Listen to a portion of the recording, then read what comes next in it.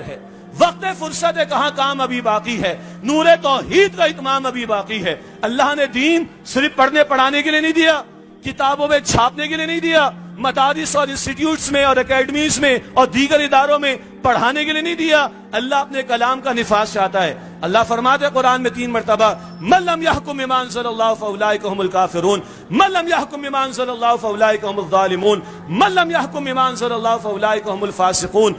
جو اللہ کے نازل کردہ کلام کے مطابق فیصلے نہیں کرتے وہ تو کفر کر رہے ہیں عملاً، وہ تو ظلم یعنی شرک کر رہے ہیں عملاً، وہ تو فسق یعنی نافرمانیاں کر رہے ہیں۔ تو اللہ کا دین اللہ نے اسٹیبلش کرنے کے لیے دیا ہے، نافذ کرنے کے لیے دیا ہے، صرف پڑھنے پڑھانے کے لیے نہیں۔ اور آج 57 ملکوں میں 2 ارب مسلمانوں میں ایک خطہ ہم دنیا کے سامنے نہیں دکھا سکتے۔ آؤ دیکھو یہ اسلام اور اس کی برکت ہے۔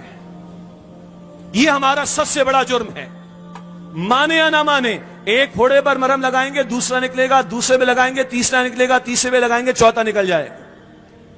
تشخیص کرو نا، خون میں فساد کدھر آ گیا؟ اصل جڑ کیا ہے اس مرض کی؟ اصل جڑ کیا ہے؟ اللہ کے دین کے ساتھ غداری، اللہ کے دین کو ہم نے پر فراموش کر دیا۔ عربوں کا حال کیا ہے سب کے سامنے، کچھ کہنے کی ضرورت ہے؟